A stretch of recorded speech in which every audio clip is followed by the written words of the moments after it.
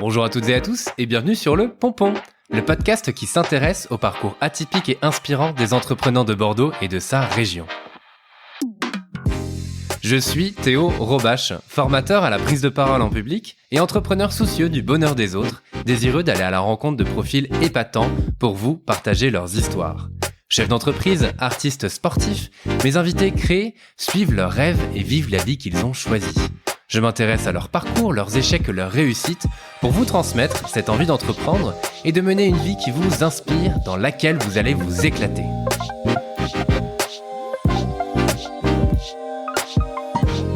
Avant de commencer, je souhaite vous parler de l'agence Pertinence. C'est la Dream Team dont vous avez besoin pour développer votre marque, appuyer votre visibilité sur le digital ou encore déléguer votre marketing. Leur talent, c'est d'amener votre entreprise là où elle doit être et elles le font avec brio. Notre point commun, c'est d'accompagner le développement des entrepreneurs et de le faire avec une énergie débordante. Alors allez toquer chez Pertinence de ma part et vous serez reçu par une équipe pleine de peps qui vous conseillera en visant juste pour développer votre activité. Pour ce nouvel épisode, j'ai le plaisir de recevoir Jérémy Frérot, chanteur et ancien membre du groupe Les Frérots de la Vega, connu d'abord dans les bars et restaurants du bassin d'Arcachon, puis du grand public sur The Voice. On aborde son parcours, pas forcément choisi au départ, puis ses débuts comme chanteur avec ses meilleurs souvenirs de scène et comment il compose ses chansons. On enregistre à la terrasse du Pestacle, son bar à vin situé à La Teste, et forcément, c'est un peu moins calme que d'habitude. Je vous souhaite à toutes et à tous une très belle écoute. Salut Jérémy. Salut. Et merci d'avoir accepté mon invitation sur le Pompon. Merci beaucoup. Avant de commencer, est-ce que tu peux te présenter s'il te plaît ? Du coup, je m'appelle Jérémy Frérot. Je suis connu en tant qu'artiste, musicien. J'ai commencé avec les Frérots de la Vega et maintenant je suis tout seul. J'ai sorti un deuxième album il n'y a pas longtemps qui s'appelle Meilleure Vie.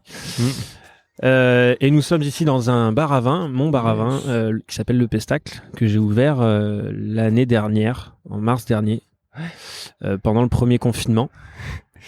Et voilà, je navigue entre ces deux choses-là, ces deux passions. Ouais, c'est des passions en fait. Bouffer, boire et faire de la musique, c'est des trucs que j'aime beaucoup faire. Du coup, c'est ce que je fais. Et voilà. Et j'habite sur le bassin d'Arcachon. Ok. Très cool, merci. Et on inaugure en plus, on réinaugure la terrasse. Carrément. Pour le coup, on est pile poil le jour de la réouverture. Le podcast sortira plus tard, mais c'est pas bien grave. Tu voulais faire quoi quand t'étais petit ? Je voulais avoir du temps. Ok. Ouais. Pour faire ce que, vivre en fait. J'avais pas forcément envie de faire un métier. Ok. J'ai trouvé que l'école m'avait pas forcément donné envie de faire des choses pour gagner de l'argent. Faire attention à ma vie. J'avais juste envie de profiter de la vie. J'avais envie de surfer. J'avais plutôt envie de faire du sport. Ok. C'était ça. Et la musique, tu t'y es mis à quel moment ? Et la musique, je m'y suis mis quand ? Je m'y suis mis vers 17 ans, je crois. Ok. Un truc comme ça, ouais. J'ai toujours eu mon père qui faisait de la musique à la maison, tout le temps. Il y a toujours eu de la musique à la maison. Ouais. Mais j'ai vraiment commencé à m'y intéresser vers mes 17 ans, quand il m'a offert ma première guitare à un Noël, je me rappelle. C'était une Lag, une Baby Summer. Qui a fini fracassé contre un mur. Pourquoi emporté par la foule c'est ma compagne de l'époque qui a pété un plomb. Ah oui, d'accord, effectivement. Qui n'avait pas aimé ce que j'avais fait. Et du coup, à 17 ans, et puis avec Internet, en fait, maintenant, ça va vite. Hein. Ouais. Et puis la guitare, c'est assez facile pour débuter un instrument. Donc voilà, à 17 ans. Tu chantais déjà ou c'était vraiment pour m'accompagner. Ouais. Ok, c'était vraiment pour t'accompagner. Ouais. Cool. Ouais. J'ai toujours vu mon père faire ça. En fait, je chantais des chansons brésiliennes sur son canapé. Du coup, j'ai voulu faire pareil. Yes. Et j'ai voulu reprendre des chansons de l'époque quand je commençais. Ouais, très cool. Et alors pendant ton lycée où t'as passé quelques années de plus par rapport à la moyenne, c'est parce que t'as fait 5 ans de lycée, c'est ça ? Comment tu sais ? Je me renseigne, attends. Ah ouais, j'ai fait 5 ans de lycée. J'ai fait 2 années de seconde. Ouais. Après, mes parents, ils voulaient absolument que je fasse S. Donc j'ai été en S. Ok. Tu sais ce que tu voulais faire là? Parce qu'à ce moment-là. Ouais, je voulais être prof de PS. Prof de PS. Mes parents sont profs de PS. Donc Ouais. je voulais être j'ai vu la vie qu'ils avaient, en fait. J'ai vu le temps qu'ils avaient. Je me suis dit, bah, vas-y, je veux faire pareil. Je veux la même vie. Et du coup, ouais, je voulais aller. Et puis on m'avait dit, ouais, il faut un bac S pour aller en STAPS. Alors que c'était pas vrai du tout. Mais voilà, j'ai galéré à essayer de passer ce bac S. La première S, je suis passé parce qu'on avait le droit de dire je passe. Ok. Tu sais, tu te rappelles pas de ça? Ouais. Ça a été en première? Ouais. On avait le droit de dire non, mais même si vous voulez que je redouble, je passe quand même. Ok. Du coup, je l'ai pas redoublé. Ouais. Et la terminale, où je me suis bien vautré au bac, sans rattrapage, rien du tout. Je suis même pas allé au rattrapage. Mais donc tu l'as eu? Et je l'ai eu la deuxième fois. Ah ouais, c'est ça. Ouais. J'ai fait 2 terminales aussi. Ouais. Et la deuxième fois, je l'ai eu et je suis allé en STAPS. Okay. Et puis en STAPS, je me suis rendu compte aussi que c'était pas vraiment un truc que j'avais envie de faire. Ouais. Et heureusement que la musique est arrivée. Et quand tu dis justement la musique est arrivée, comment ça commence en fait? Et moi j'ai envie de comprendre tout le processus pour te dire à un moment donné, en fait je peux vivre de ça quoi. En fait, je me rends compte que là-dedans, c'est là où je me sens le mieux parce que c'est là où j'arrive à faire réagir des gens. Je me sens un peu naze avant tout ça. Okay. Genre, un peu superficiel, tu vois. Ouais. Je suis très sur l'image, sur. Mais ça te pesait? Non, c'est pas que ça me pesait, mais j'avais l'impression que j'étais un bon à rien, quoi. Ok.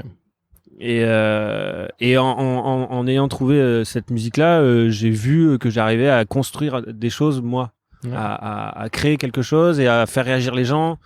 C'était une des premières fois où j'arrivais à faire ça avec le sport. Ouais. Et du coup, étant un peu feignant sur les bords, la carrière sportive s'est vite arrêtée. Est-ce que t'aurais pu? Enfin, j'avais un bon niveau en judo, et okay. Mais j'étais pas assez assidu pour aller tous les jours aux entraînements. Je voulais plus voir mes potes et faire la fête, quoi. Comparé à mon frère, lui qui a tout fait et qui a été au Pôle France, machin. Ok. Nice. Et d'ailleurs, en ayant vu ce qu'il a fait, j'étais assez content de pas y aller. Mais chacun son chemin, ouais. Bien. Mais voilà, la musique, je m'y suis accroché parce que je sentais que c'était ça que je voulais faire. Après, ça a pas été direct le fait de me dire vas-y, c'est bon, je me lance dans la musique. J'avais pas envie d'y penser en fait. J'osais pas me dire tiens, ça va être mon métier. Ok. Parce que je l'ai jamais apprise la musique. J'ai toujours fait autodidacte avec Internet, donc une partition je la lis pas. Je fais ça tout seul quoi.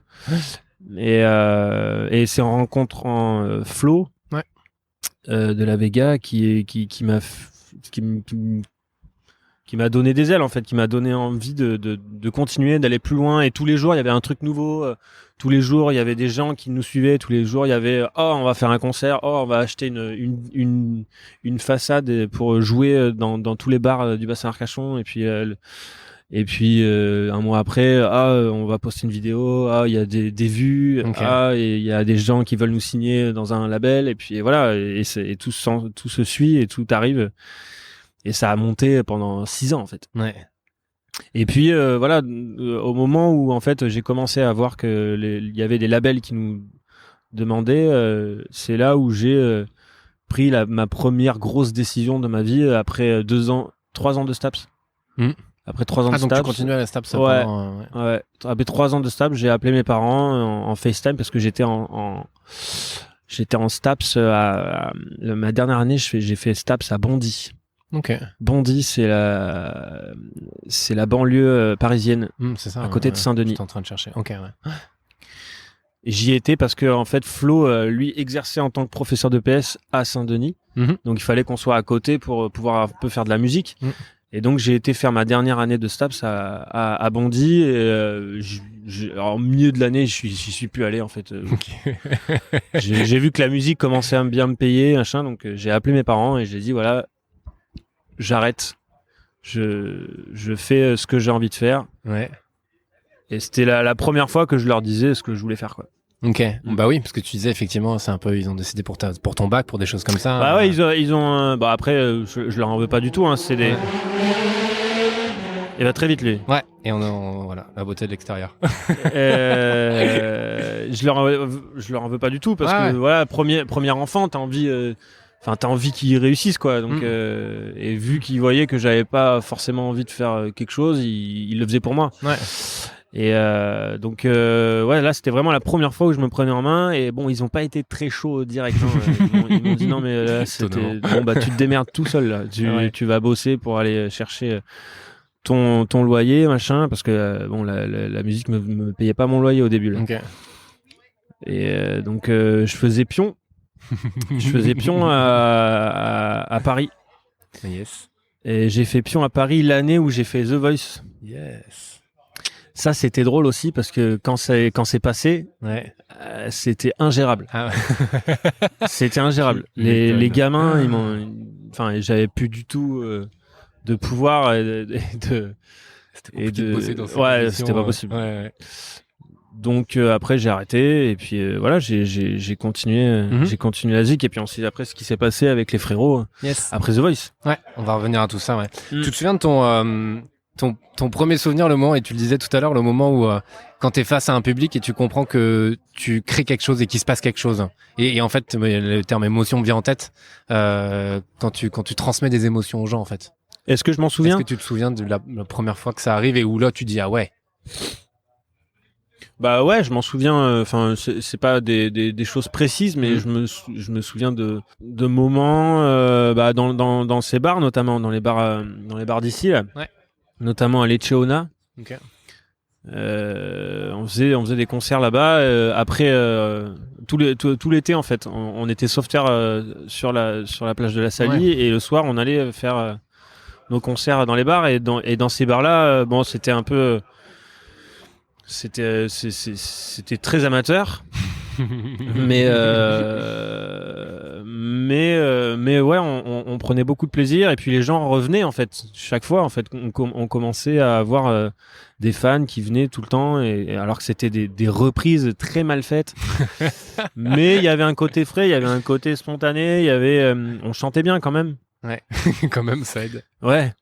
Et voilà, donc c'est ça qui nous plaisait en fait, de voir les gens revenir et sentir que ça leur faisait du bien. Ouais, très cool. Et The Voice, à quel point ça a été un déclic, je sais pas, un tremplin. Enfin, déjà comment t'as vécu l'aventure ? Je crois que vous y êtes pas arrivé du premier coup, je sais plus dans ces bouts de la. Bah The Voice, pendant 4 ans ils nous ont demandé. Ah, c'est eux qui sont venus toquer, ok. Et on disait non. Pourquoi ? Bah parce que c'était pas un truc qu'on voulait faire, on se sentait pas à l'aise avec ça et puis on n'avait pas envie d'y aller pour y aller quoi. On voulait que ça serve à quelque chose. Et au bout de 4 ans, on avait un album en cours, on était en train de l'enregistrer, on avait des chansons. Et on s'est dit, bah tiens, là, du coup, si on fait The Voice, ça va exploser parce qu'on aura une énorme pub, même juste sur un passage. Clairement. Et donc, on a accepté. Et pendant qu'on faisait The Voice, la journée, on répétait. Ouais. Et le soir, on allait en studio enregistrer. Ok. Ouais. On a fait ça pendant 6 mois. et du coup, bah, quand on est sorti de The Voice, on pensait pas aller aussi loin, mais quand on est sorti, bah, on avait le premier single direct prêt. 2 semaines après qu'on soit sorti, le titre est sorti, quoi. Perfect timing, quoi. Trop cool ça. Et l'aventure, comment tu vis ça ? Parce que tu l'as dit avec ton taf de pion au lycée, mais déjà la visibilité, quoi. Enfin. Ouais, c'était assez hallucinant là, le raz-de-marée médiatique. Comment tu le vis ça ? Parce que c'est peut-être pas sortir de l'ombre, parce qu'au final vous commenciez peut-être à être connus. Ouais, on était assez connus quand même, mais comment on l'a vécu un peu dans notre bulle, vu qu'on était 2, on était plus forts quoi. On pouvait se reposer l'un sur l'autre, alors que quand t'es tout seul dans cette aventure, je trouve que c'est violent sur les épaules. Ouais.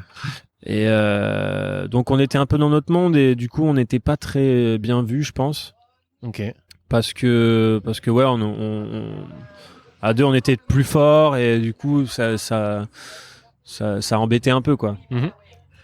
Mais ce qui a été cool et je pensais pas, c'est que j'ai appris des choses en fait. J'ai appris à être sur scène. Ouais. J'ai appris à avoir de la prestance. J'ai appris à me déplacer. J'ai pas appris à chanter vraiment.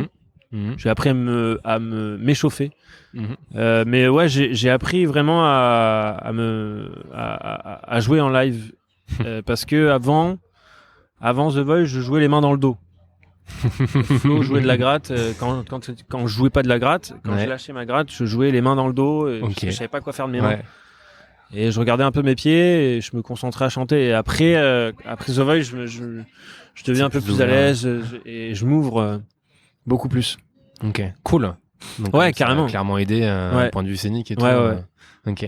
Et moi j'ai envie de comprendre aussi parce que qu'est-ce qui a fait la diff en fait? C'est quoi? C'est beaucoup de travail de votre part à tous les deux, un peu de chance, un peu parce que en fait ce qui est très cool là de t'avoir, c'est que je me dis il y a plein de gens qui font de la musique et qui veulent percer. Enfin tu vois. Qu'est-ce qui fait que toi t'en es là aujourd'hui? Bon, et on va parler de la suite bien sûr. Mais qu'est-ce qui fait qu'à un moment ça a pris? Je pense que c'est vraiment la fraîcheur et la sincérité qu'on avait dans nos reprises avant The Voice même.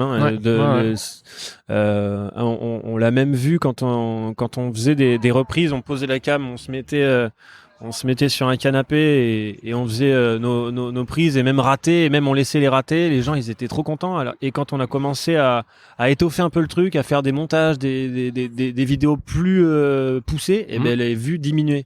Parce que les gens voulaient voir du vrai, voulaient voir de l'authentique.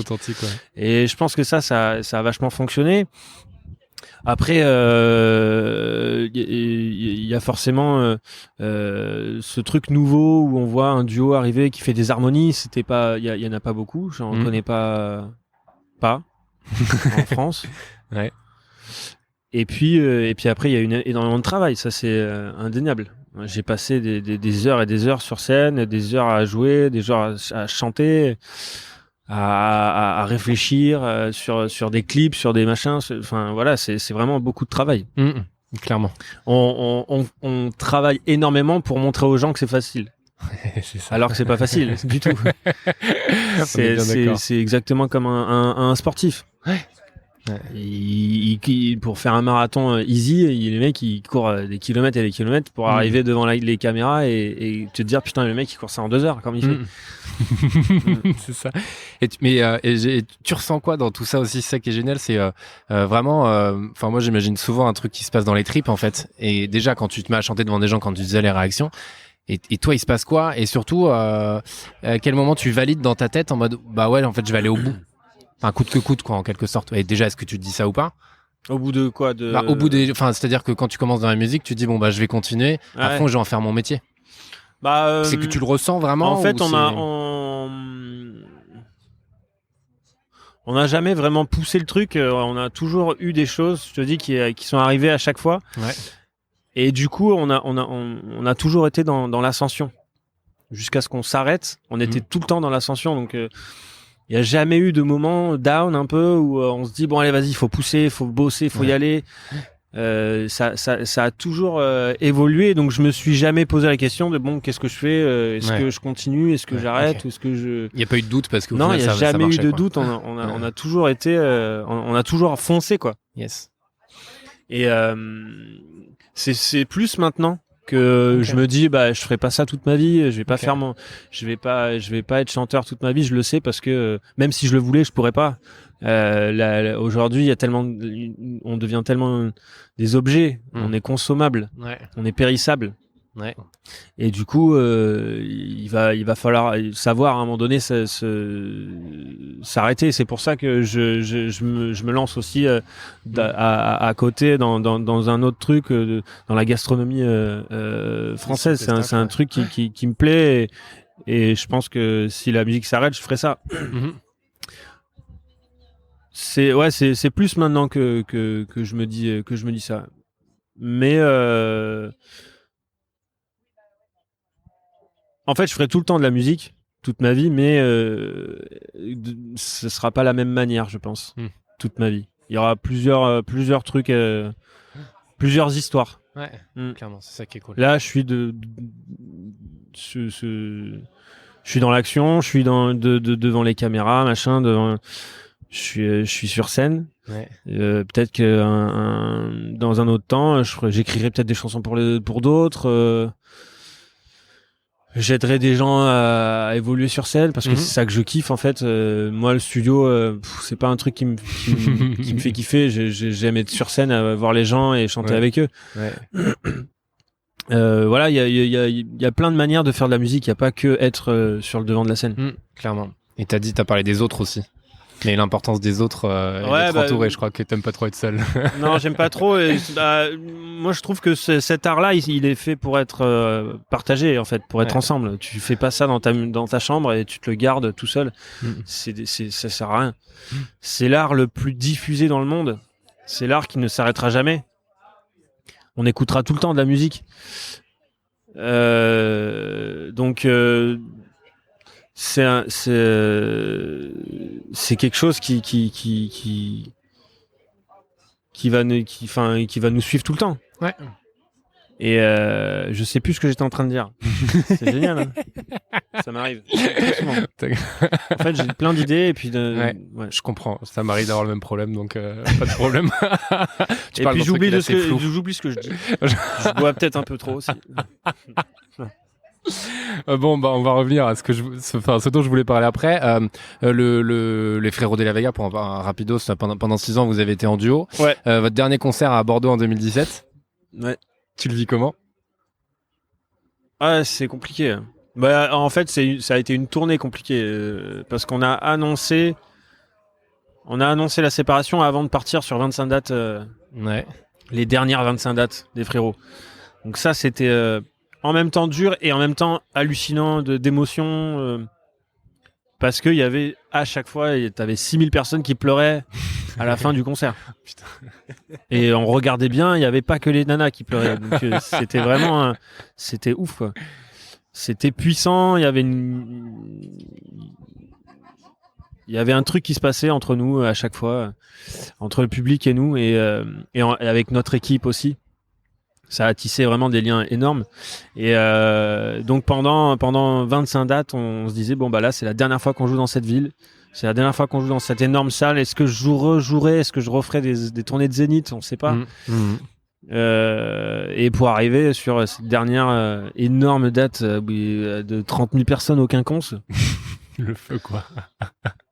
Ouais, c'était assez hallucinant. Est-ce que je l'ai bien vécu ? Ouais, je l'ai bien vécu, mais en même temps, je sais pas. Je pense qu'on n'avait pas le concert pour 30 000. C'est trop dur. Faut beaucoup plus d'argent et beaucoup plus de choses pour toucher jusqu'au fond les gens, tu vois. Tu parlais en termes de technique, en termes de son et tout, et même de visuel pour le coup, parce que si t'es 30 000 et que t'es tout au fond, tu vois pas trop les deux carrément. qui sont sur scène. Il faut deux faces, une face pour nous et une face plus loin pour que les gens aient pas de décalage énorme entre ce qu'on fait et ce qu'on dit. Et donc ça il y a eu des trucs techniques comme ça qui ont fait que je pense pas que les 30 000 personnes étaient hyper heureux de voir ça, mais en même temps voilà, on a quand même ressenti cette dernière, j'ai pas l'impression de l'avoir vécu en fait, ce moment. Ok. C'est tellement un flash. Ouais. C'est tellement bizarre comme sensation que du coup, je me souviens juste d'être de l'intro de ce concert où on est derrière un drap blanc et on se regarde et c'est dur et de se dire putain là c'est la dernière fois qu'on se regarde comme ça. Je me souviens de faire une chanson que j'avais écrite juste pour ce concert-là qui s'appelle Revoir. Voilà, je me souviens de ça. Je me souviens des musiciens qui pleurent, je me souviens des gens aussi qui pleurent. Mais voilà, ça a été vraiment un espèce de flash. Je pense que le contre-coup, je l'ai eu 4 ans après. Ah ouais. Enfin, pendant 4 ans, jusqu'à maintenant. Ouais, c'est ça, oui. Je l'ai maintenant, en fait. Je l'ai eu tout le long de mon premier album solo. Ouais. J'ai eu le contre-coup de tout ce qui s'était passé. J'en ai pas mal chié. Tu m'étonnes. J'ai été assez triste et je j'ai fait beaucoup la fête. Ouais, pour un peu tout ça. oublier. Ouais. Je me suis un peu fait mal. Ah. Et en fait, c'est vraiment la scène de défendre ce premier album solo sur scène. Ouais. Ça m'a sauvé un peu.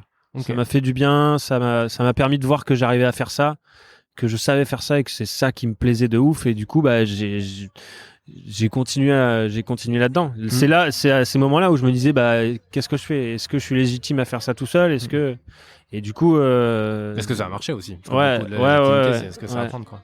Et la scène m'a vachement aidé à partir sur un deuxième album et plus heureux, plus joyeux parce que je me sentais mieux. Ok. Et la première fois que tu remontes sur scène et tout seul? Ouais. Ça t'a fait quoi à un moment? Moi, je me suis senti puissant. Ok. Ouais, parce que j'étais sûr de moi. Ouais. Parce que j'avais beaucoup travaillé aussi. J'avais jamais autant travaillé avec les frérots. On était un peu branleurs. Mais c'était ça que les gens voulaient, en fait. C'est ce qui faisait les gens, ils voulaient nous voir chuter, ils voulaient nous voir dire n'importe quoi. Enfin, c'était ça que les gens voulaient. Alors tu dis ça, j'ai l'impression que c'est un peu une pression et on me dit attendez l'erreur, mais c'est négatif ou non, pas du tout. En fait, on adorait quand il se passait des choses pas prévues. Côté authentique, comme tu disais, quoi. Ok, super. Les gens, ils voulaient ça, quoi. Ouais. Sur le style de musique tout seul, dans lequel j'étais parti, je pouvais plus faire ça. C'était pas possible. C'était devenu beaucoup plus sérieux, plus pro. Donc il fallait bosser énormément. C'est ce que j'ai fait. Et du coup, je suis arrivé remonté à bloc sur ma première date tout seul. C'était à l'Olympia à Arcachon. Yes. J'ai fait 2 Olympiades d'affilée. Il y a Flo qui est venu. Donc j'étais remonté et c'était génial, quoi. Parce que j'ai vu dans les yeux des gens que ah ouais, d'accord, c'est bon, il sait faire ça. Ouais. Hyper stylé. T'as pris un an entre les deux, c'est ça, Ouais, j'ai pris un an. J'ai fait un enfant. Yes. Il paraît que ça prend un peu de temps. Ah ouais, ça continue. Hein. Je me demandais aussi, j'ai perdu la question, tu vois, ça m'arrive aussi. Arrête de boire. Mais c'est la reprise des terrasses, alors forcément, en plus avec le temps qu'il fait aujourd'hui. Ouais, après en fait, si je voulais comprendre aussi comment tu te prépares à un concert, et quand tu parlais tout à l'heure de derrière le drap blanc avec Flo, parce que j'avais vu, pour le coup, j'ai regardé une interview sur Europe 1 de fin d'année dernière où elle te sort plein d'anecdotes avec plein de trucs de ce qui se passe à Bali, de plein de trucs comme ça. Manarino. Très drôle. Exactement, très drôle ce qu'elle a fait, pour le coup. J'invite les gens qui nous écoutent à aller voir ça. Parce que tu sniffes des huiles essentielles avant de monter sur scène, c'est ça? C'est quoi ton petit rituel avant de monter, justement? Est-ce que t'en as un, au final? Bah ouais, c'est ça. En fait, ça, je me mets avec les musiciens. Ouais. On essaie d'être un peu en cohésion. Mais en fait, c'est toute une journée qui se déroule, qui fait que le concert se passe bien.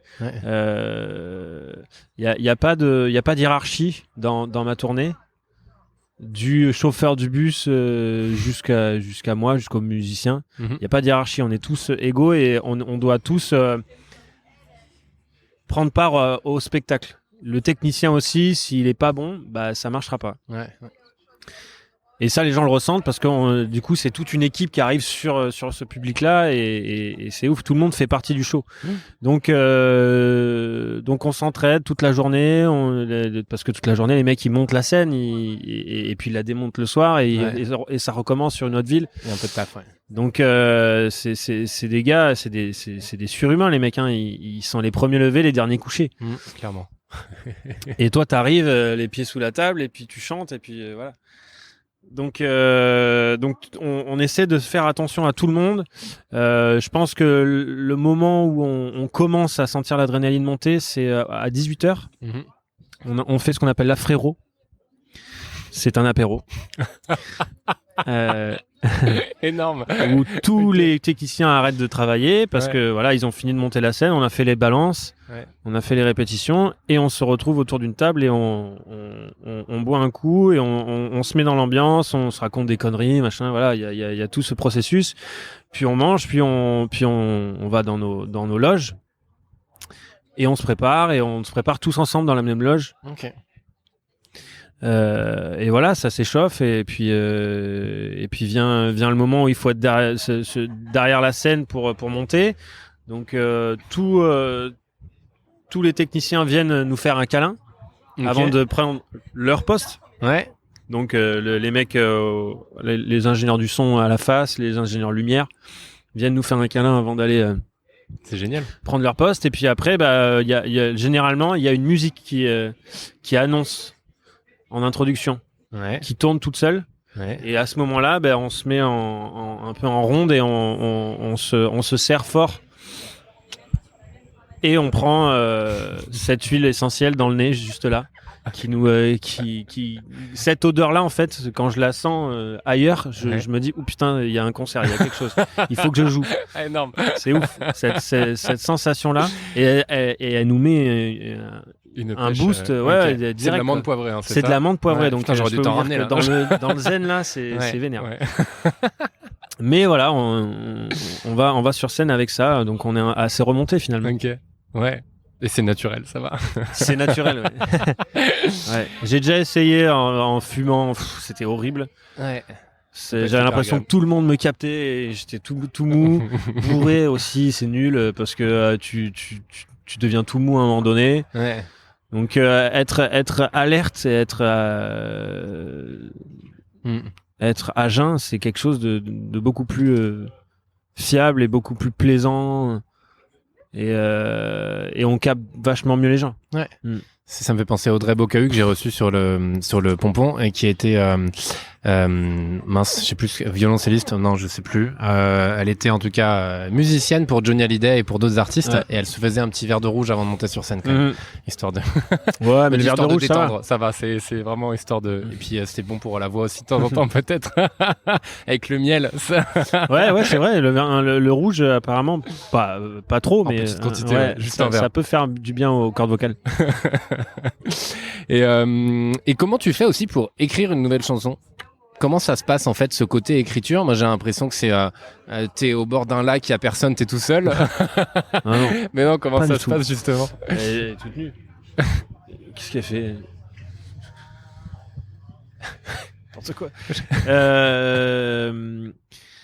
Donc comment ça se passe ton processus d'écriture? Mon processus en fait il est constant. Je me pose pas sur une table ou au bord d'un lac pour écrire des chansons. J'y pense en fait. Je pense à un sujet et souvent, tous les jours en fait, je le mûris sans écrire. Ok. J'ai des images, j'ai des bouts de phrases et quand je sens que tout est prêt, c'est là où je pose sur le papier et je commence à composer et du coup ça vient vachement plus vite. Et c'est comme ça que je compose du coup et donc ça peut j'aime pas me foutre à table et vas-y on y va. Alors après il y a des séminaires qui se passent là on y va vraiment pour ça et d'ailleurs c'est intéressant, les chansons qu'on fait sont pas forcément pour nous. Mais ça, c'est un processus, c'est un autre processus. Mais moi, le mien, tout seul, en fait, c'est vraiment, je mûris une chanson, j'ai des idées, je prends des phrases que je lis ou que j'entends ou des choses que je vois et qui me plaisent et dont je veux parler. Et du coup, j'essaie de créer un champ lexical autour de toute cette idée-là. Et après, quand je suis prêt, je le pose. Ok, cool. Et ça peut prendre genre combien de temps? Ah bah du coup il y a pas de règle. Il y a pas de règle. Il peut y avoir une chanson en un jour comme une chanson en 3 mois quoi. Ok. Et ton premier album Matryoshka? Ouais. Ça fait quoi? L'idée qui me vient en tête c'est d'accoucher d'un bébé en quelque sorte parce qu'au final c'est ton premier bébé musical. Ouais. Là tu le vis comment? Il a été très bien reçu si je ne m'abuse. Ouais carrément. Est-ce que tu peux nous en parler là aussi? Bah c'est le premier album tout seul, donc j'avais besoin de me démarquer un peu de la musique des Frérots de la Vega. Il fallait que je change de registre. Et puis d'ailleurs, quand on regarde un peu dans chaque album des Frérots, on s'autorise une chanson tout seul. Les chansons qu'on faisait tout seul, elles n'avaient rien à voir avec les Frérots à deux. Ouais. Et donc ça, on sentait que j'allais quand même changer de registre. Et voilà, j'étais dans un mood un peu mélancolique, un peu froid sur les bords aussi. mais puissant. Du coup, j'avais besoin de cette musique un peu islandaise à la Gear. Avec de la musique un peu électronique. J'avais envie de poser un peu cette guitare et d'entendre de la musique un peu plus un peu moins naturelle. Ouais.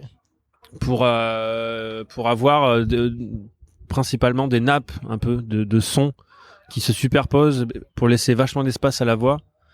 C'est ça que j'avais envie de faire. Quelque chose d'assez théâtral. Ok.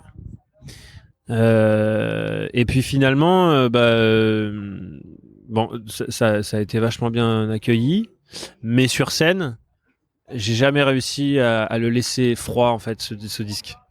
Sur scène, je ne peux pas faire autrement que être très expressif, très chaud, très je veux partager, donc être froid à ce moment-là, c'est pas possible. Ça paraît compliqué. Et du coup, je l'ai rendu vachement festif cet album sur scène.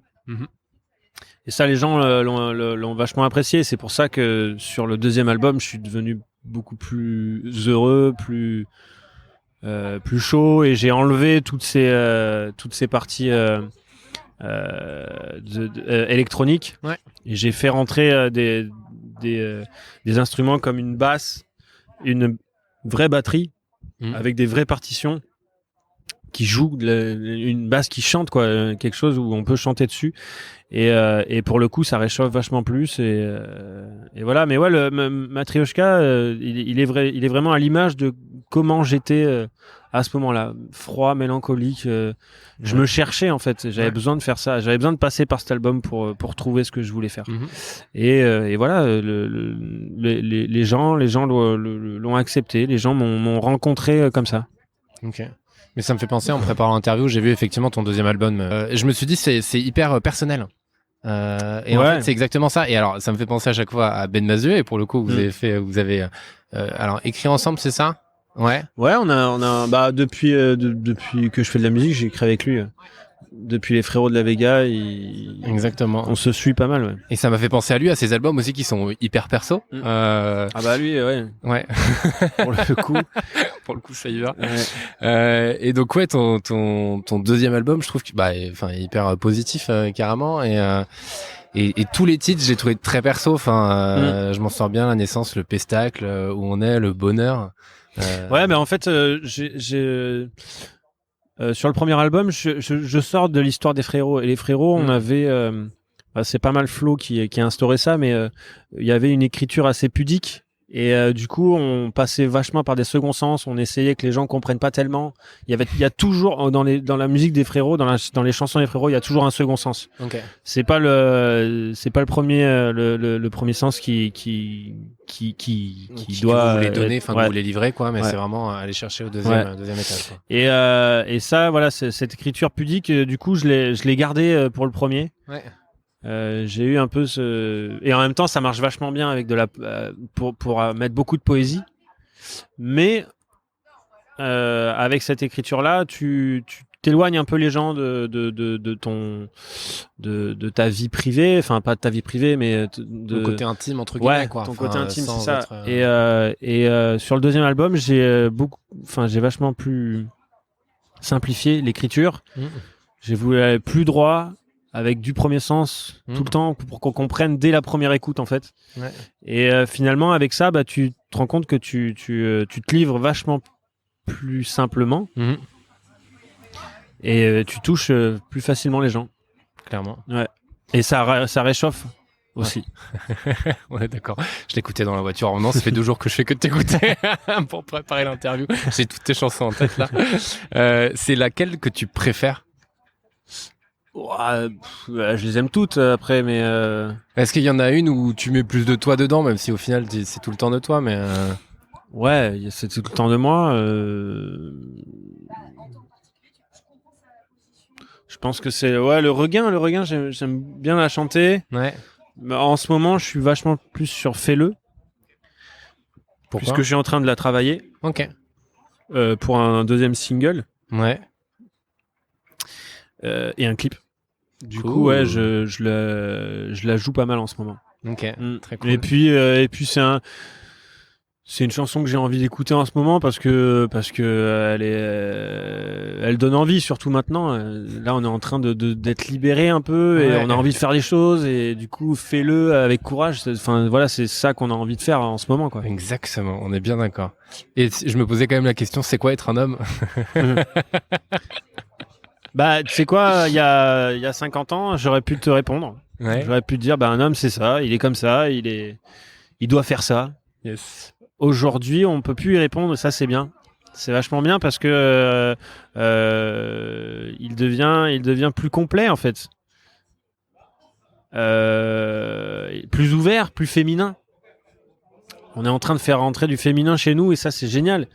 On ne dit plus des phrases comme sois un homme, on ne dit plus des phrases comme arrête de pleurer. Sois fort. On a le droit d'être fragile, on a le droit d'être consolé. Ouais. Et ça nous rapproche énormément des femmes et de l'égalité des genres. Et ça, c'est un point incroyable. Alors après, on est différent par nos hormones, par nos corps, mais on est en train de se rapprocher dans la manière de penser. Et ça c'est plutôt pas mal, tu vois. L'homosexualité, par exemple, elle est en train de rajeunir énormément, en fait. On voit de l'homosexualité au collège, je crois, maintenant. Ouais. Tu vois. Et ça, c'est incroyable. Avant, on aurait trouvé ça... à mon époque, ça aurait été extraterrestre, quoi. Là, maintenant, il y a de ça. Les réseaux sociaux ont fait que il y a beaucoup de comptes de la communauté LGBT. T'as beaucoup de... Enfin, on parle, en fait. Et le fait de parler et de communiquer, ça adoucit et on comprend plein de choses. Ouais. Et voilà, du coup... l'homosexualité, l'envie de changer aussi. Il y a des hommes qui veulent devenir femmes. Il y a des femmes qui veulent devenir hommes. Et il y a des stars qui le font, et du coup, ça amène à s'exprimer, à pouvoir parler. Enfin, c'est incroyable. Et du coup, voilà, un homme, on peut plus le définir, et ça, c'est bien. C'est clair. Elle est très cool ta chanson pour le coup. Merci. J'aime beaucoup. Par contre, voilà, je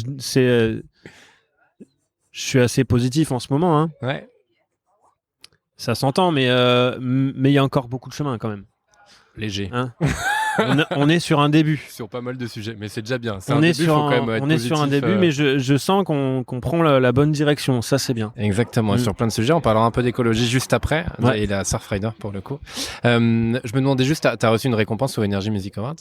Ouais, plusieurs fois. Ouais. Plusieurs fois, ouais, pas qu'une, pardon. Ça fait des dizaines et des dizaines. Non, mais quand même, le fait d'en recevoir, ça te fait quoi? Bah c'est vachement bien en fait parce qu'on se sent un peu reconnu. Ouais. C'est une consécration, c'est un truc où voilà, on te dit voilà, bravo, t'as fait un bon travail. Et ça c'est cool. Ça c'est bien cool. T'as beau dire non mais moi les prix machin, non pas du tout. Ça fait plaisir. Je suis hyper compétiteur, moi je suis très mauvais joueur, donc j'aime bien gagner des choses. T'es bien tombé alors dans la famille de ta femme, parce que j'ai bien... Parce que j'avais vu aussi en préparant parfois, avec Florent Manodou pour le coup, qui est le sœur de l'or, n'est-ce pas, une certaine rivalité sur tout ce qui est sportif. Ouais, même si tu sur perds, beaucoup de jeux. Sauf à la pétanque et aux fléchettes. Ouais, non, il me bat aussi quand même des fois. Mais les jeux en général, on est assez compétitif dans la famille. Et donc, oui, tu disais, pardon, sur les prix, effectivement, ça fait quand même du bien de gagner, quoi. Mais ouais, c'est cool. Ça fait plaisir que, voilà, t'as une communauté qui te reconnaît, qui te... C'est encourageant, en fait. C'est ça qui est bien. Clairement. J'ai vu aussi, t'as été inspiré par qui, en termes artistiquement parlant? Pour le deuxième album? Oui, pour le deuxième, parce que je pense qu'il est peut-être te correspond plus, en tout cas aujourd'hui, donc oui. Ouais, en fait, chaque album a des artistes qui m'ont inspiré. Sur ce deuxième album, ça a été vachement Mac Miller. Ok. Jacob Collier. Anderson .Paak. Tout ce style de musique-là, un peu funky, où il y a pas mal de basses qui chantent, en fait. Et Ouais, c'est ce genre de zik-là que je ne savais pas jouer en fait, mais que j'avais tellement envie de chanter parce que ça me changeait ma manière de chanter et ça me faisait aller plus loin. Enfin, ça me faisait travailler quoi. Et du coup, bah, grâce à toute mon équipe, j'ai pu faire ce style de musique. J'ai pu comprendre que c'était avec ce style de musique que je voulais m'exprimer Trop cool. le mieux possible. Top. J'ai vu aussi que dans tes chansons préférées, t'as Home Again. Alors c'est peut-être toujours le cas ou pas, mais de Michael Kiwanuka. Kiwanuka, Ouais. pardon. Qui est très cool. Ouais, c'est une chanson qui me suit pas mal en fait. Je l'ai découvert au lycée, je crois. Et je l'ai tout le temps chanté. C'est la première chanson que j'ai chantée à ma femme. Ok. C'est la chanson qu'il y a eu à mon mariage. C'est la chanson qu'il y a eu quand mon fils est né. Ouais. Ah ouais. Et sans faire exprès. Hein. C'était une playlist et quand il est né, il y avait cette chanson. C'est énorme.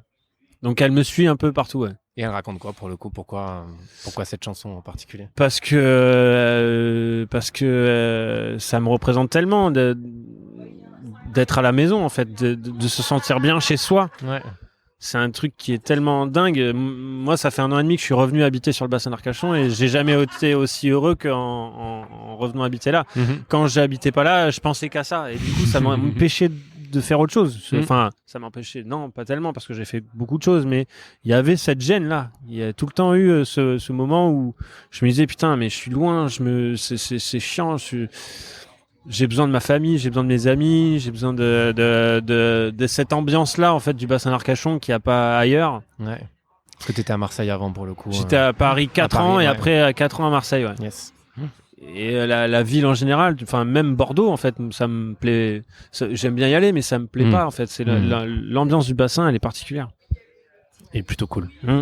Enfin, elle me suffit en fait. Ouais. Il y a des gens pour qui c'est trop mou. Trop calme. Ouais, il y a des gens pour qui c'est trop calme. C'est bien une semaine en vacances, mais et moi c'est ça qui me plaît en fait. C'est cette monotonie entre guillemets. C'est cette manière d'être avec les gens, le fait de connaître son boucher, connaître son boulanger, connaître tous les gens autour de soi, et quand tu sors de chez toi, bah du coup t'es rassuré parce que tu connais tout le monde. Ça c'est un truc qui me plaît. Alors après j'aime bien découvrir, ça c'est un truc, voyager, j'adore ça. Mais je préfère vivre dans un endroit où je connais. Où tu te sens bien. Où je me sens bien. Dire normal. Ouais, je pense que ça, c'est tout le monde pareil. Hein. Oui, clairement. Après, c'est bien de le savoir. Est-ce que tu te sens bien ou est-ce que tu te sens le mieux de le Après, faire? est-ce que tout le monde peut le faire? Ça, c'est autre chose. Est-ce que tout le monde peut habiter là où il a envie d'habiter? Ouais. Ça, c'est autre chose. Je reviens sur la Surfrider. Est-ce que tu peux nous en parler? Bah, c'est une ONG qui me suit aussi depuis que je suis né. Yes. Parce que mes parents m'ont emmené faire des ramassages de plage avec Surfrider. Quand j'étais sauveteur en mer, il y avait un stand de Surfrider sur la plage qui analysait l'eau tous les jours. Parce que cette ONG, en fait, elle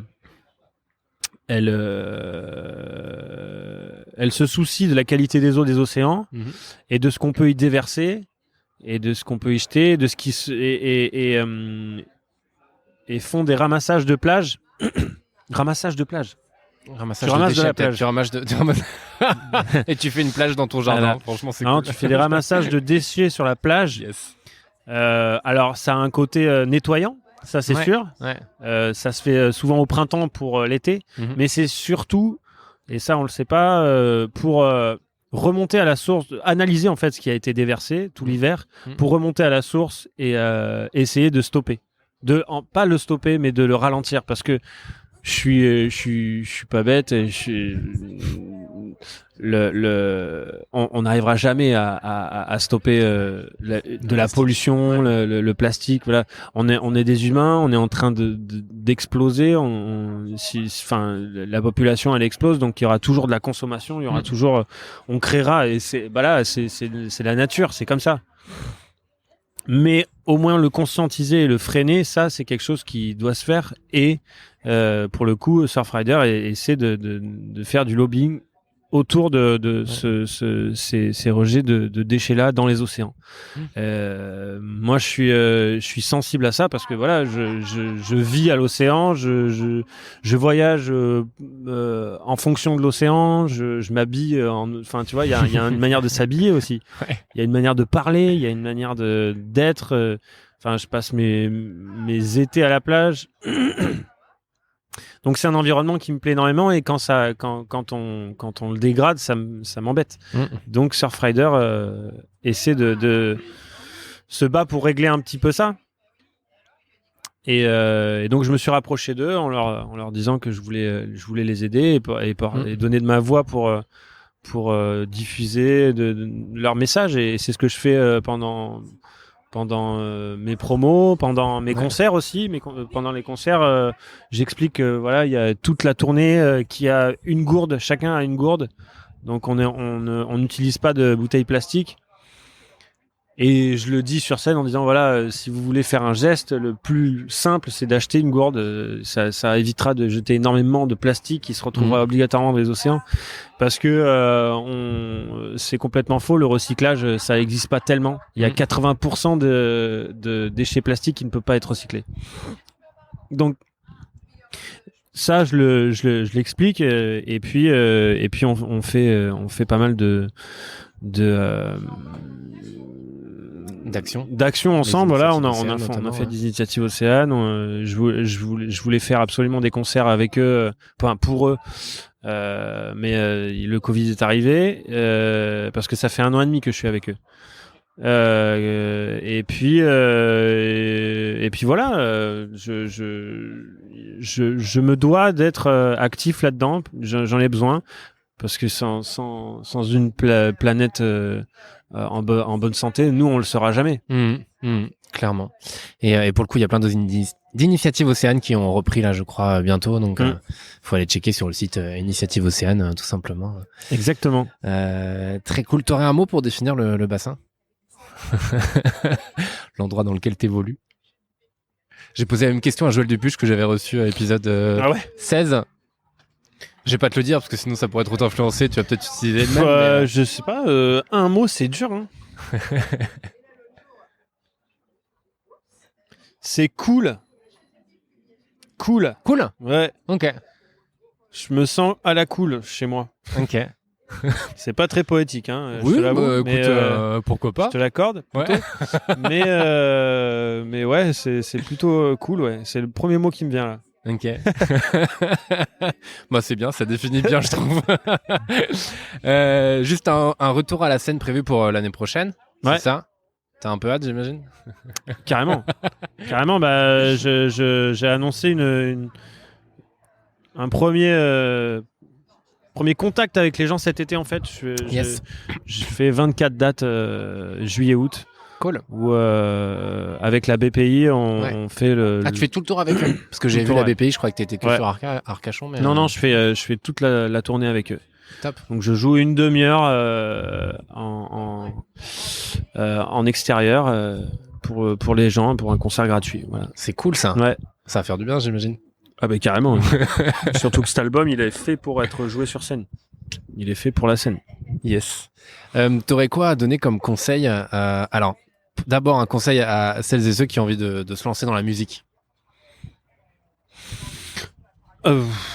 Waouh. Mais ne le faites pas. Alors, un autre. Ne le faites pas, c'est pas bien, c'est pas bon. Non,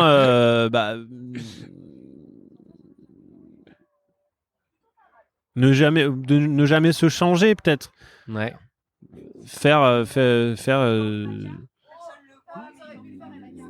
ce qui les représente le mieux, le plus, et pas essayer de prouver quelque chose, enfin faire quelque chose qui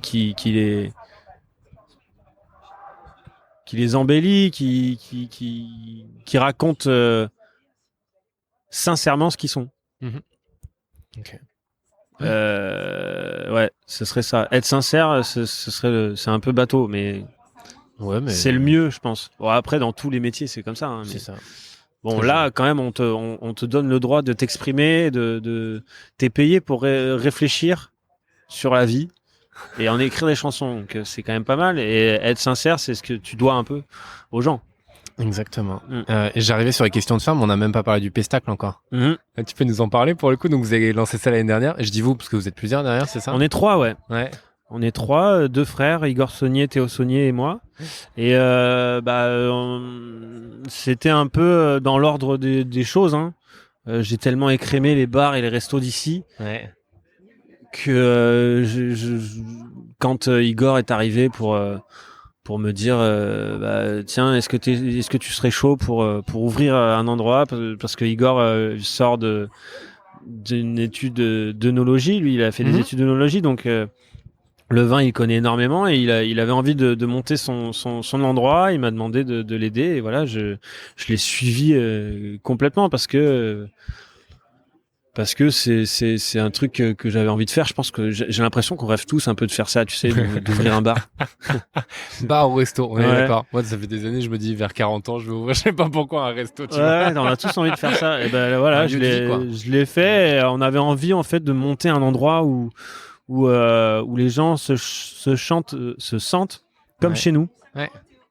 Lapsus, parce qu'ils peuvent venir chanter. Ouais, en plus, ouais. Non, mais c'est vraiment un truc où on s'est dit, vas-y, les gens, ils doivent vivre une expérience. Quand ils rentrent dans cet endroit-là, il faut qu'ils se sentent comme chez nous, et qu'ils vivent le délire de comment on vit nous. Et donc en fonction de la journée, en fonction de l'heure, ils vivent comme nous on vit en fonction de la journée. Donc t'as le midi, tu vas manger un peu healthy, un peu cool, parce que voilà, on fait à manger, mais on essaie de vérifier, de savoir d'où viennent nos produits, et d'essayer de passer au maximum par le circuit direct, Local, ouais. et par les locaux aussi. Ouais. Et puis si on vient dans l'après-midi, par exemple, on peut voir. On va essayer de développer quelques expos, des expos photos, des trucs comme ça. Et puis le soir, voilà, il y a toute cette émulsion, cette effervescence qui peut y avoir, comme si on venait chez nous. Si vous venez chez nous, à 18h, on va boire des bières, on va se raconter nos vies, on va faire en même temps à manger. Yes. On va préparer le dîner, et puis voilà, on va bouffer et bien boire et bien manger et savoir ce qu'on mange et ce qu'on boit. Ça, c'est hyper important, parce que je trouve qu'on l'oublie pas mal. Et on se fait mal pour rien, en fait. Alors que bon, on pourrait faire attention à ce qu'on bouffe et ce qu'on boit, et on se sentirait vachement mieux. Et c'est ce qu'on fait ici. Et puis vu que moi, on m'a donné ma chance de jouer dans les bars de la musique, voilà, j'ai fait cette petite scène où les gens peuvent venir se produire. Il y a pas de style de musique précis. Tout le monde peut venir. Ouais. Tout le monde est payé. Okay. Ça, c'est important à dire. Ouais. Parce que ouais. Et puis déclaré. Ok. Ouais. Ah ouais. Parce que ça, c'est pas souvent. Moi, j'ai déjà été payé pour le coup, mais j'ai jamais été déclaré, je crois. Et voilà, nous on déclare. Et voilà, c'est un endroit où c'est comme chez nous. Ok. Top. Et donc on peut y venir manger, boire des coups. On peut y venir manger, boire, écouter de la terrasse, musique, discuter. Tout le monde sera ravi de discuter avec vous. Très cool. Qu'est-ce qui t'anime au quotidien? Oh putain. Ah ouais, il était pas prêt. Demande ça à Michel Onfray, mec, pas à moi. Je demande ça à tout le monde. Je demande ça à tous les interviewés. Qu'est-ce qui m'anime au quotidien? La vie, peut-être. C'est ça qui fait que je suis debout. Yes. Et mon cœur qui bat. Ouais. Sinon, je sais pas. Qu'est-ce qui m'anime? Qu'est-ce qui fait que tu te lèves le matin?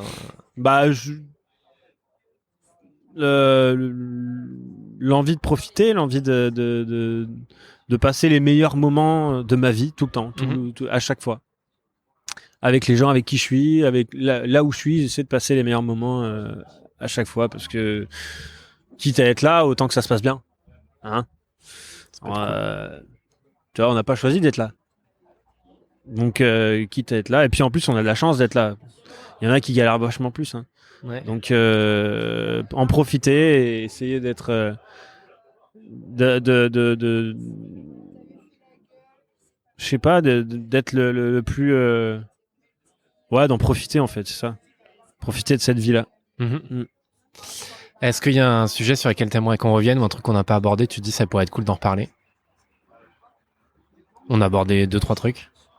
2-3 trucs, ouais. On n'a pas beaucoup parlé de surf au final, parce que t'en fais quand même beaucoup, si je ne m'abuse. Mais... Ouais, ben on a parlé. J'ai dit que j'allais, je vivais avec l'océan. Oui, que tu vivais avec l'océan. Ouais. Donc oui, surfer, partir en vacances, ça c'est un truc que je fais assez souvent. Mais non, je crois qu'on a un peu tout dit là. Hein. Ouais. Et la suite pour toi, c'est quoi? Alors t'as les. Et la suite, je commence à réfléchir pas mal sur. Il y a des clips qui vont arriver, mais il y a surtout de la scène, et donc je suis en train de réfléchir à comment je vais faire mon prochain concert, quel va être le spectacle. Yes. Je suis à fond là-dessus en ce moment. Très cool. Et pour ceux qui sont dans les environs, le Big Tour passe le 7 août à Arcachon. Ouais. Donc s'ils veulent venir te voir pendant une demi-heure, trop cool. C'est là. Merci beaucoup, Jérémy. Merci à toi. À très bientôt. Salut. Merci à tous pour votre écoute.